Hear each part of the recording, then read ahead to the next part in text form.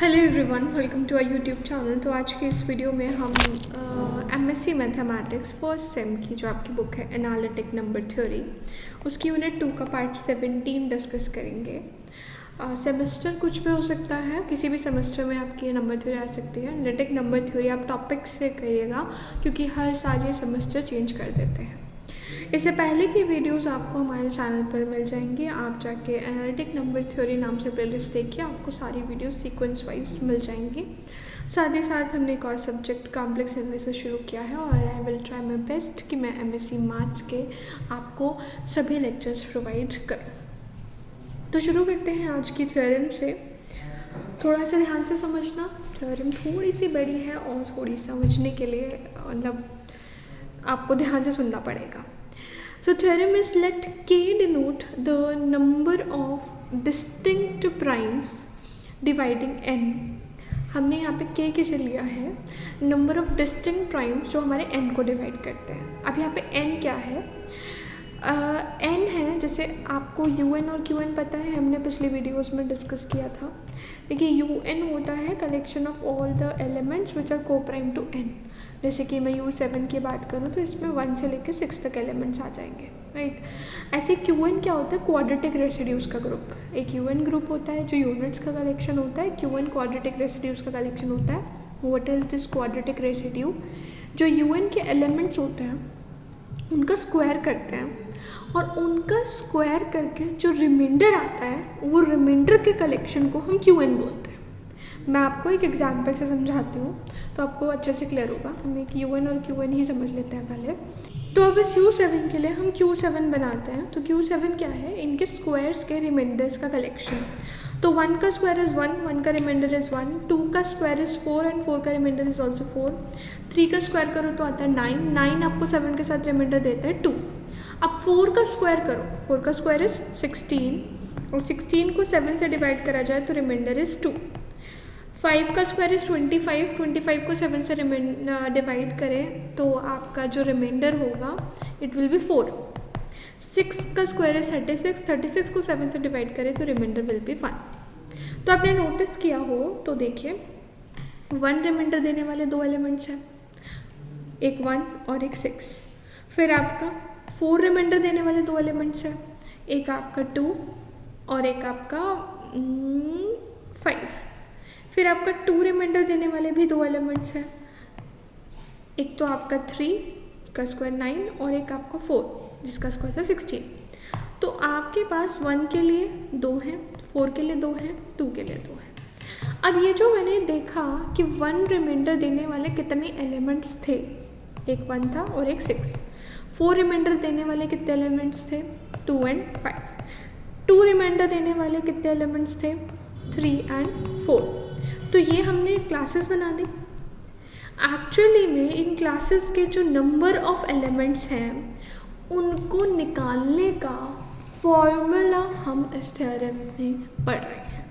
हम एक फॉर्मूला पढ़ने जा रहे हैं जो फॉर्मूला हमें डायरेक्टली बता देगा कि अगर हमने हर एलिमेंट की क्लासेस बनाई तो उन क्लासेस में कितने एलिमेंट्स आएंगे। क्लियर? तो देख लेते हैं। यहाँ पे हमारे पास है, अब आपको ध्यान से क्लियर होगी थोड़ी थोड़ी picture. Let k denotes the number of distinct primes dividing n।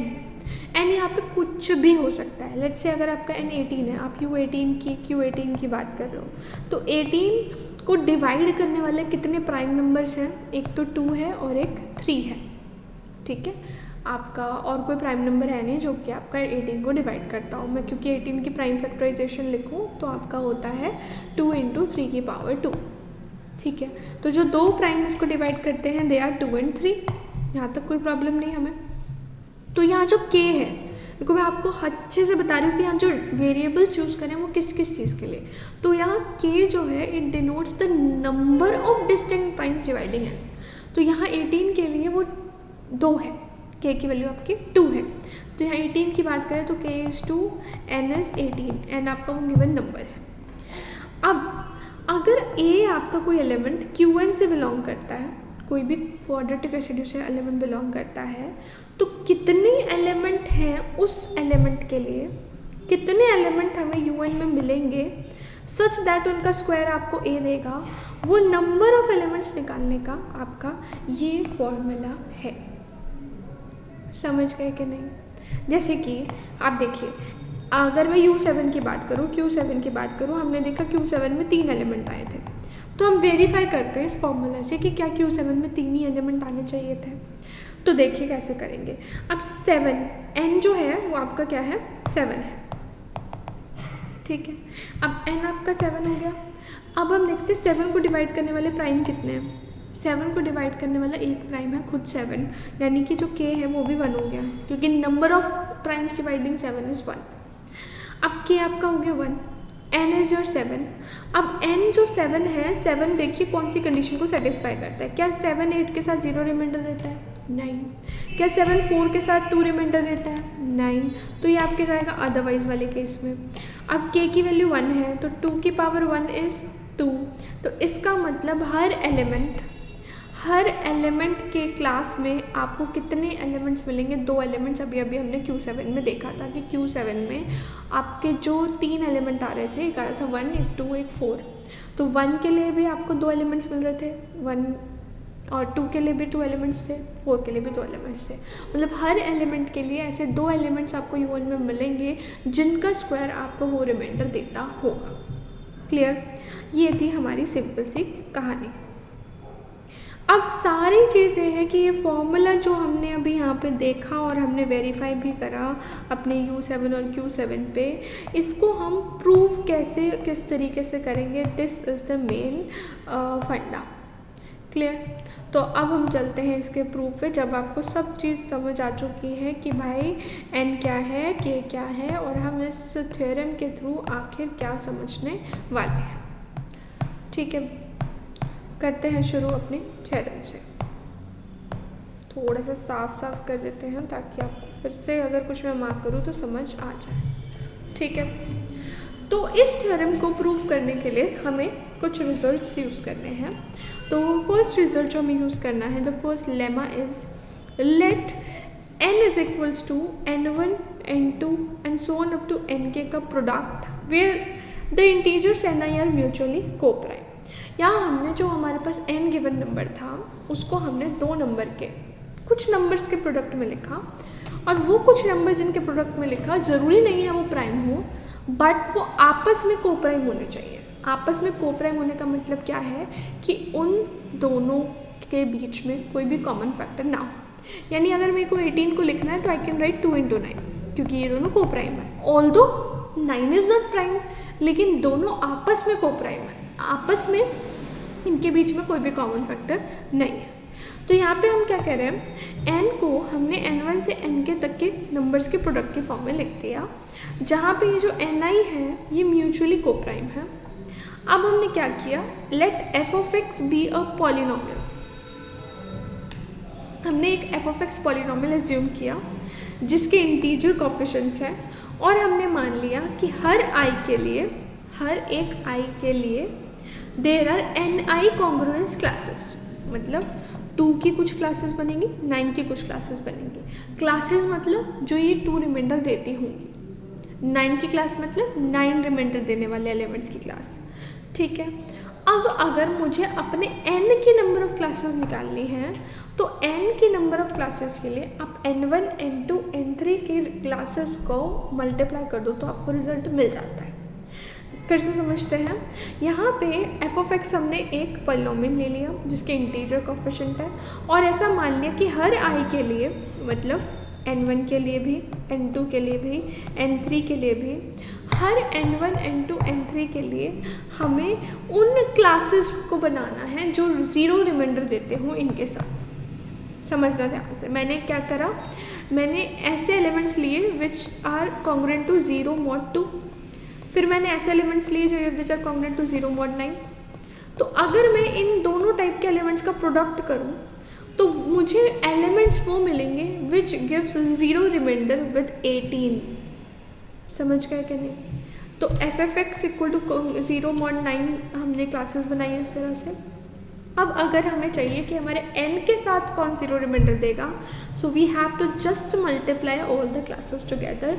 तो n is equal to n1 into n2 into so on up to n के क्लासेस हमें मिलेंगी सच दैट हमारा पूरा f of x zero remainder देगा n के साथ। Clear? हमें एक तो ये थ्योरम यूज़ करनी है। अब ये लेमा यूज़ करना आप कह सकते हैं, और एक दूसरा ये लेमा यूज़ करना है जिसका हम अभी प्रूफ भी देंगे। तो लेमा क्या है? Let n is equal to n1 n2 and so on up to n के where integers ni are mutually coprime. हमने पहले अपने n नंबर को ब्रेक करा कुछ नंबर्स के प्रोडक्ट में, और वो जो कुछ नंबर्स के प्रोडक्ट में हमने ब्रेक किया है वो कुछ नंबर्स हमारे आपस में कोप्राइम है। अब हमें क्या निकालना है, हम किस में इंटरेस्टेड हैं? We are interested in the number n of classes x belongs to zn जो हमारी x square is congruent to 1 mod n को सेटिस्फाई करती हूँ। हम उन क्लासेस को कंसिडर कर रहे हैं जिनका स्क्वायर आपको 1 रिमाइंडर देता है आपके n के साथ, और हम उसके सॉल्यूशन फाइंड करने में इंटरेस्टेड हैं। ठीक है, हम कौन सी क्लासेस के सॉल्यूशन फाइंड कर रहे हैं यहाँ पे? All the classes which gives all the elements which gives 1 remainder on squaring them. ठीक है, तो देखिए सबसे पहले हम काउंट करते हैं number of solution for x square equals to 1 mod p की पावर e, जहाँ पे p आपका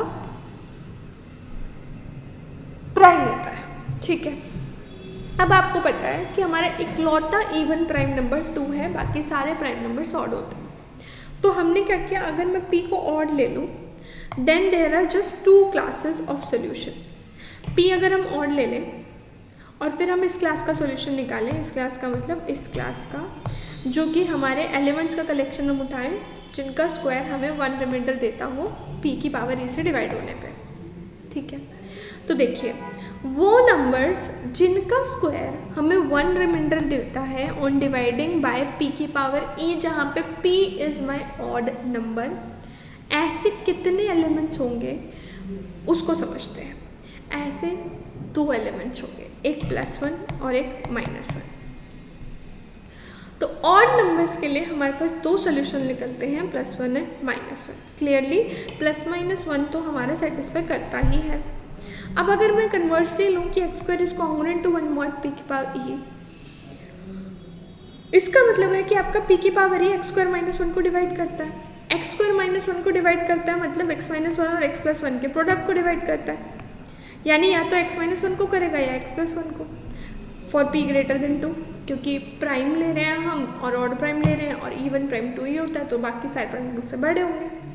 तो या तो हमारा x 1 रिमाइंडर देगा या -1 रिमाइंडर देगा, तो ये दोनों डिफरेंट क्लासेस बनेंगे। मतलब ध्यान से समझिएगा, यहाँ पे उन्हीं के स्क्वायर आपको 1 रिमाइंडर दे पाएंगे जिनका स्क्वायर करके आपको 3 के साथ या किसी भी प्राइम के साथ रिमाइंडर या तो 1 मिलता है या -1, क्योंकि अगर 1 रिमाइंडर मिल रहा है तो भी उसका स्क्वायर करके आपका 1 के कॉन्ग्रुएंट हो जाएगा वो, और अगर -1 रिमाइंडर मिल रहा है तो भी उसका स्क्वायर करने के बाद आपको वो 1 के कॉन्ग्रुएंट ही मिलेगा। अगर आपको अभी भी ये बात समझ नहीं आई तो हम एक एग्जाम्पल से समझते हैं, क्योंकि देखिए आप जितना आगे जाएंगे रियल मैथमेटिक्स में उसमें आपको थ्योरेटिकल चीज़ें ज़्यादा मिलती हैं बट एग्जाम्पल्स उतने नहीं होते। तो एग्जाम्पल से समझेंगे तो आपको शायद ज़्यादा अच्छे से समझ आएगा, क्योंकि हमारा बेस वैसा ही बना हुआ है कि हमें बिना एग्जाम्पल की चीज़ें समझ नहीं आती। देखिए सिंपल सी बात है, ये बात कर रहे हैं प्राइम ग्रेटर देन 2 की, मैंने मान लिया 3। तो अगर मैं आपको 3 को देखूँ तो कितने नंबर्स हैं जिनके स्क्वायर्स जो हैं वो 3 के साथ रिमाइंडर 1 देते हैं। एक 1 जिसका स्क्वायर आपको 1 रिमाइंडर देगा 3 के साथ, और एक आपका -1 जो आपको 1 रिमाइंडर देगा 3 के साथ। इसके अलावा भी नंबर्स हैं जिनका स्क्वायर करके आपको 1 रिमाइंडर मिलता है 3 के साथ, जैसे कि आपका हो गया 4 का स्क्वायर 16, 1 रिमाइंडर देगा। जैसे कि आपका हो गया 5 का स्क्वायर 25, वो भी 1 रिमाइंडर देगा। लेकिन आपकी इंटरेस्टिंग चीज़ ये है कि वो 1 रिमाइंडर देने वाले या -1 रिमाइंडर देने वाले ही आपकी 2 क्लासेस डिफरेंट बनेंगे। मतलब वो एलिमेंट्स जो हमारा 1 रिमाइंडर देते हैं और वो एलिमेंट्स जो हमारे -1 रिमाइंडर देते हैं, यानी कि या तो आपके 3 के मल्टीपल से जस्ट एक सादा वाले एलिमेंट्स या 3 के मल्टीपल से एक कम वाले। जैसे कि मैंने 10 उठाया, 10 का स्क्वायर इज 100, आप 100 को 3 से डिवाइड करो, आपको 1 रिमाइंडर मिलेगा। And the interesting thing about 10 is 10 आपके 3 के मल्टीपल से एक ज़्यादा है, जिसकी वजह से इट गिव्स यू रिमाइंडर 1।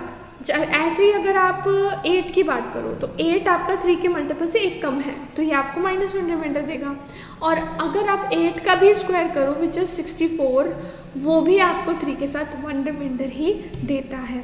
तो मतलब वो एलिमेंट्स का कलेक्शन जो 1 रिमाइंडर देते हैं 3 के साथ, और वो एलिमेंट्स का कलेक्शन जो -1 रिमाइंडर देते हैं, ये दोनों एलिमेंट्स ही ऐसे हैं जिनका स्क्वायर आपको 1 रिमाइंडर देता है।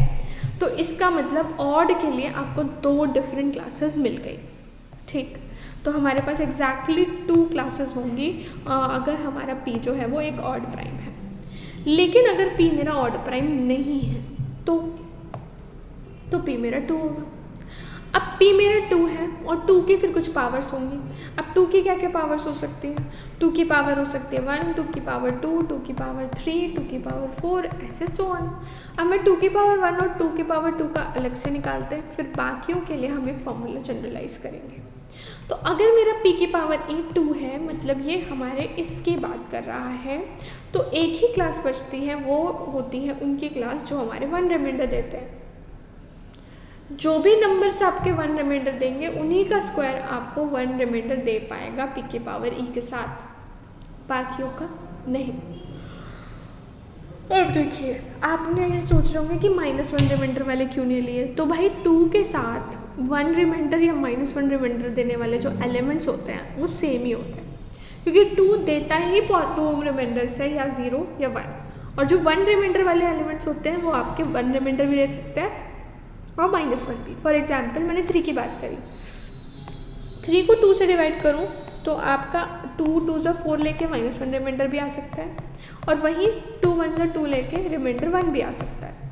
तो आपके 1 रिमाइंडर और -1 रिमाइंडर वाले जो एलिमेंट्स हैं वो क्योंकि सेम होंगे, तो हमारी इसकी एक ही क्लास तैयार होगी 2 के लिए, और वो होगी 1 रिमाइंडर देने वाले एलिमेंट्स की।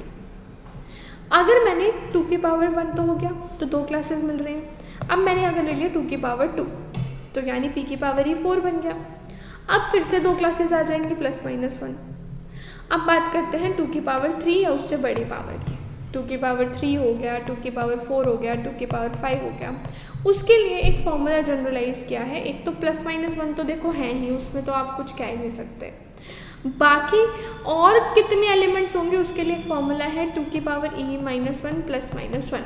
फॉर एग्जाम्पल अगर मैं बात करूँ 8 की, ठीक है, यहाँ पे p की पावर e मेरा 8 है, तो e जो हो गया वो 3 हो गया। तो 2 की पावर 3 -1 यानी 2 की पावर 2 +-1 यानी 4 +1 और 4 -1 यानी 5 और 3 भी ऐसे नंबर होंगे जिनका स्क्वायर करने पे आपको 1 रिमाइंडर मिलेगा विद 8। 5 का स्क्वायर 25, 25 को 8 से डिवाइड करो, रिमाइंडर इज़ 1।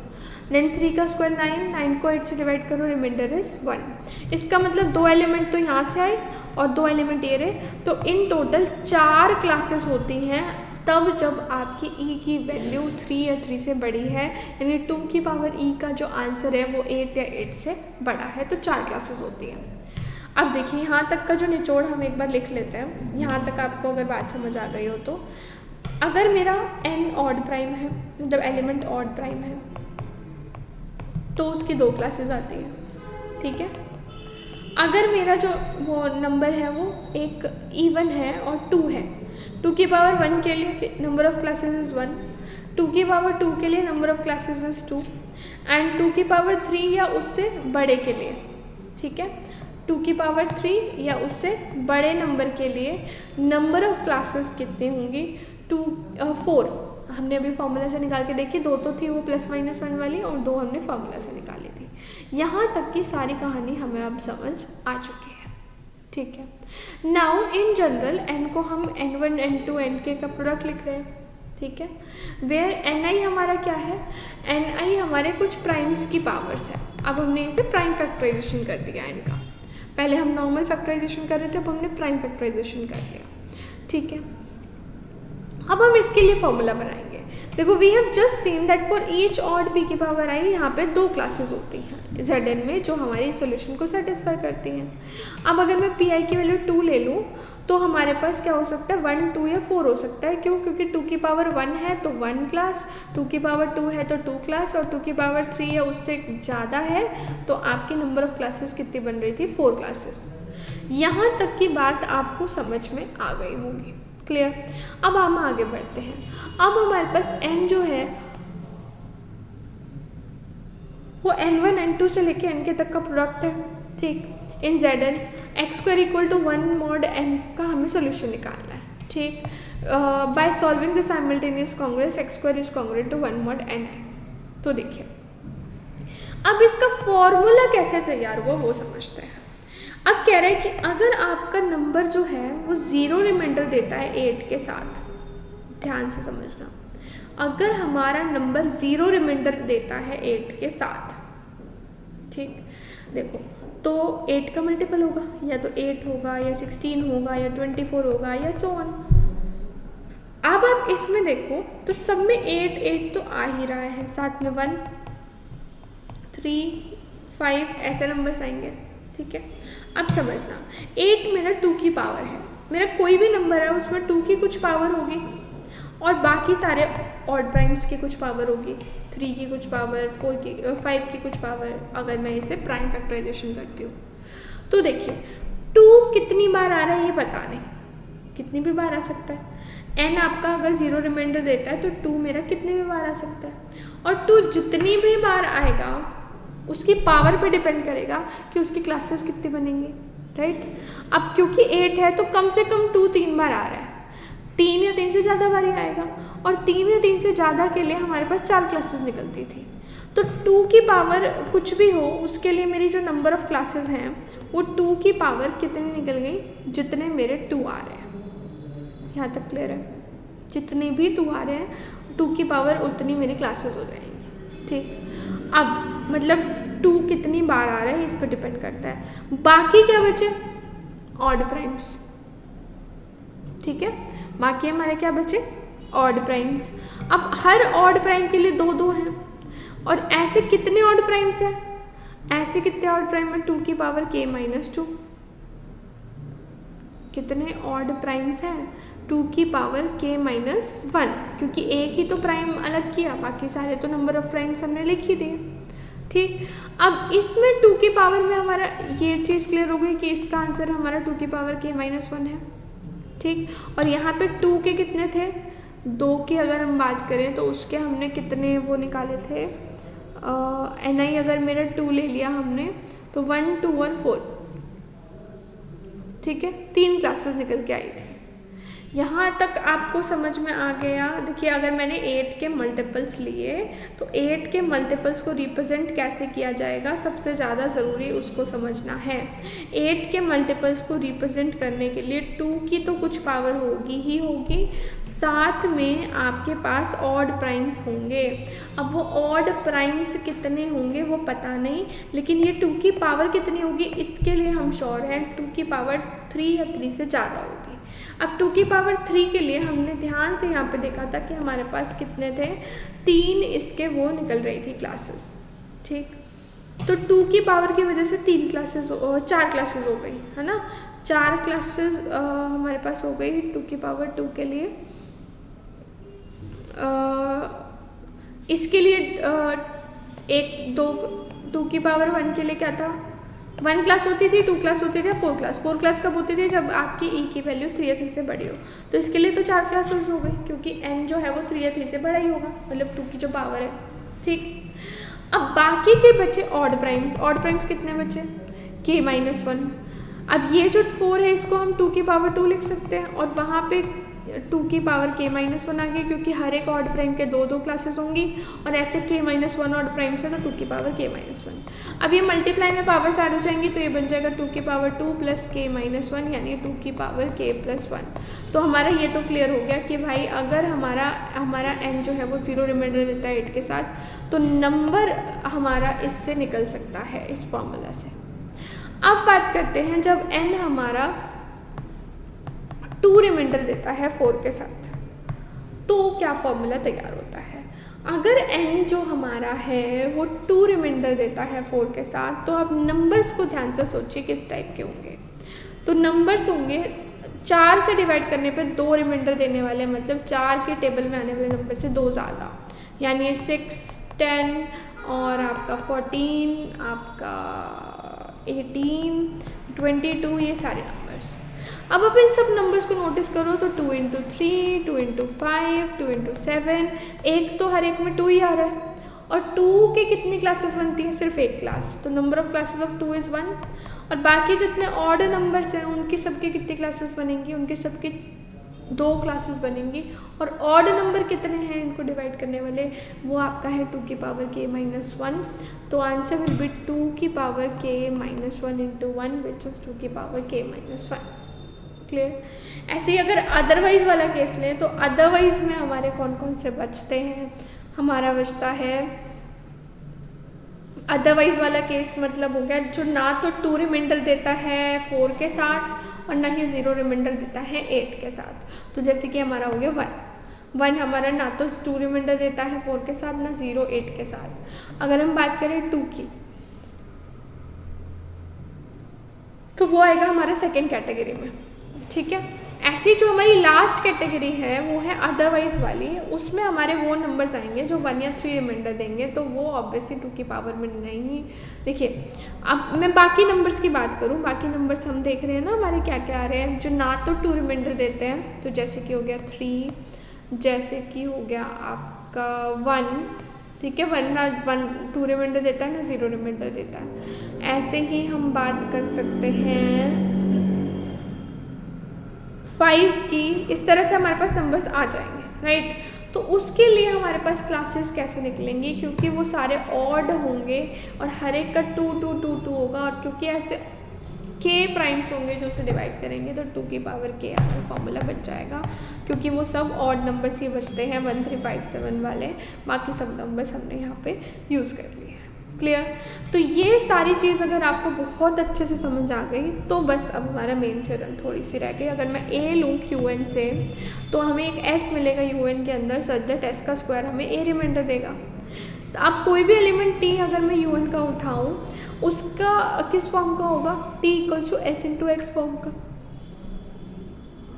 कोई भी रैंडम नंबर t उठाया तो उसे हम s इंटू एक्स लिख पाएंगे for some unique x belongs to un। तो टी स्क्वायर हमारा a के बराबर होगा if and only if x square हमारा 1 के कॉन्ग्रुएंट है। किसी का स्क्वायर हमारा उस नंबर के बराबर तब होगा जब हमारा x का स्क्वायर 1 रिमाइंडर देता है।